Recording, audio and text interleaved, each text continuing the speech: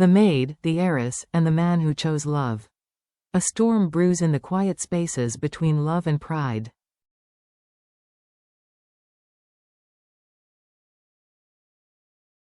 The morning sun had barely cast its first golden beams when silence descended upon James' opulent mansion.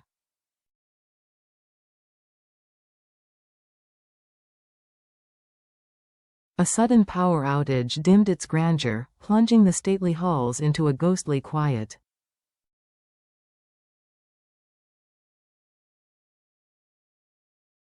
Outside, the curtains stirred with the breeze, and in the hushed glow of diffused daylight, a gentle figure emerged from a bedroom.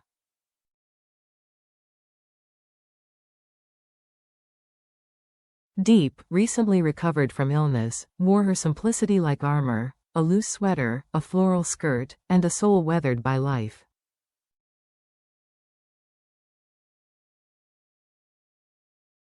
With soft eyes and uncombed hair that still held the warmth of sleep, she stepped quietly downstairs to make herself ginger tea.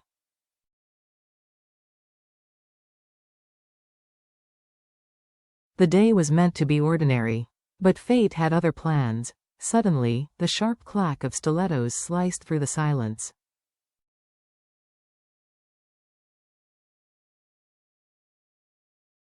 A woman entered, not just any woman, but a spectacle in heels and haute couture. Her lipstick was flawless.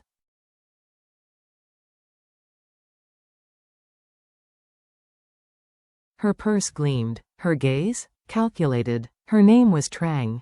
With the poise of someone who had never been told no, Trang scanned the room.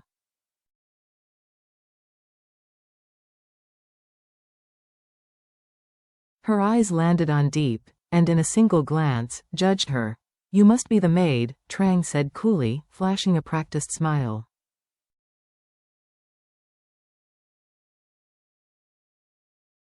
Such a lovely home. Even the help looked sweet. Before Diep could respond, she was ordered to slice fruit, precisely, thinly.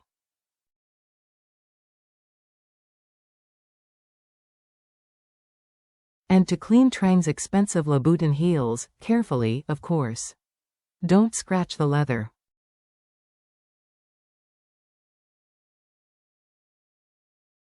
Diep froze. Her dignity recoiled, but her lips remained sealed. This was not the first time she had been dismissed. She had endured far worse during a cold, loveless marriage.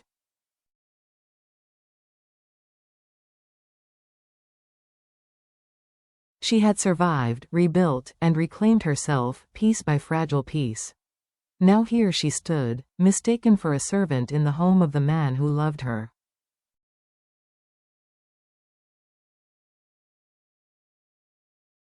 Trang, meanwhile, was no stranger to privilege. Raised in luxury, pampered and praised, she moved through life with the assurance of someone who believed power and beauty granted her dominion.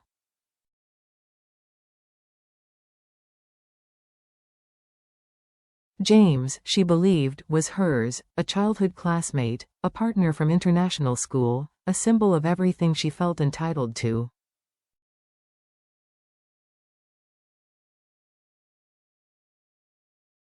Deep, in her eyes, was an interloper. Nameless, statusless, unworthy. But James saw things differently.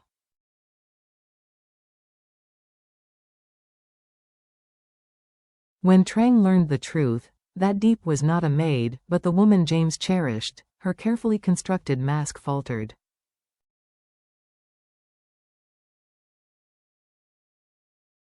Her voice dropped. I'm sorry. I didn't know." Diep didn't retaliate. She didn't gloat.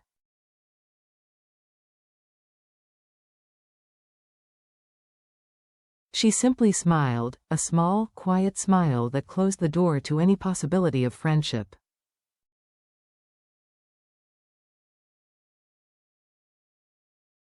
A smile that said, "I see you for who you are. And I choose not to become like you."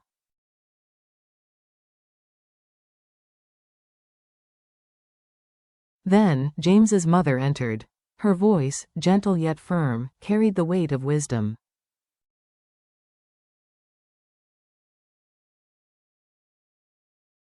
She looked at Trang not with warmth, but with quiet reproach. Even if it was just a misunderstanding, words leave wounds.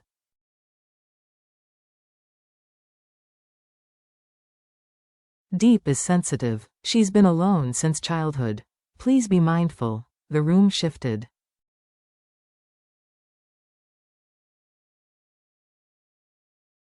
Trang, always the center of attention, suddenly felt small.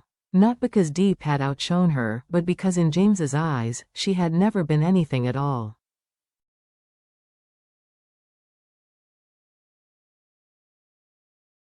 Later that afternoon, James returned home. He said nothing. He didn't need to. He simply took Diep's hand, a tender, silent vow etched in his gaze. I saw what happened.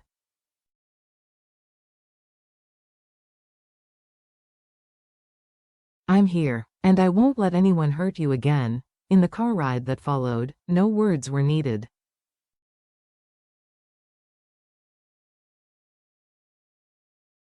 Diep leaned gently against his shoulder, feeling, for the first time in a long time, truly protected.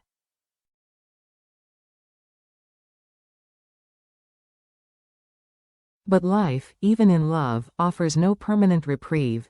That same evening, James journeyed to a rural rice field.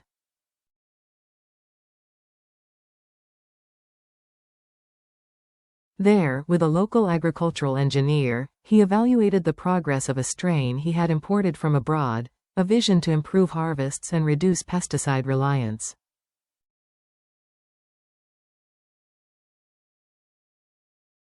His mind was focused, but his heart was tethered to a quiet home, to the woman waiting there.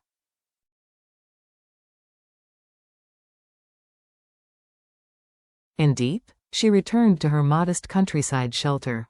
She didn't stew in resentment.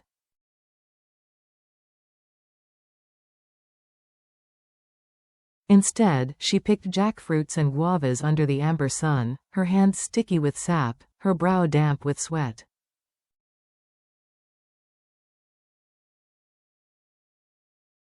This rhythm, of gardens and quiet labor, grounded her. She reminded herself, as long as I live kindly and work hard, I can walk tall, no matter where I come from.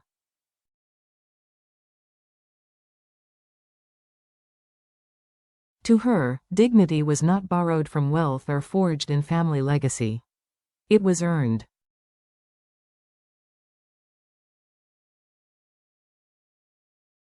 Lived, carried. Each morning, she harvested fruit.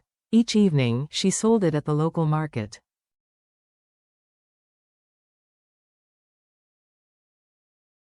Her earnings were humble, but hers alone.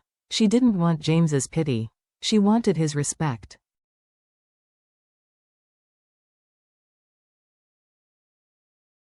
And if love were real, it would bloom from the soil of mutual admiration, not dependence.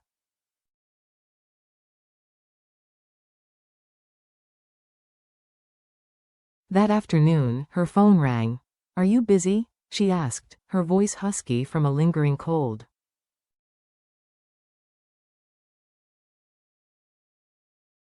"I just called to see if you'll be home for dinner tonight." James paused. He could hear the wind behind her.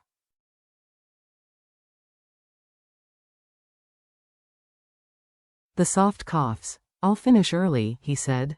"Please wait for me. Number grand promises."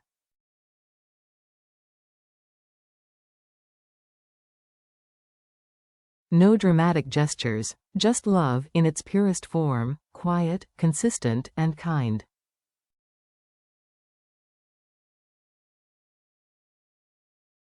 Diep leaned back in her chair, a faint smile warming her lips.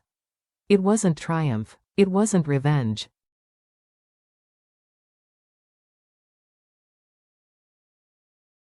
It was something far rarer: peace, an orphan. A survivor of a broken marriage. A woman who had been dismissed and overlooked. She had found, at last, someone who chose her.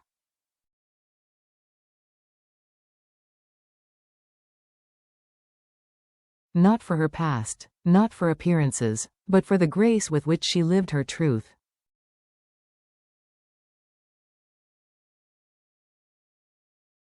But can peace last? As Diep savored the quiet, Trang made her move. She entered James's company, not just as an intern, but as a woman with a mission.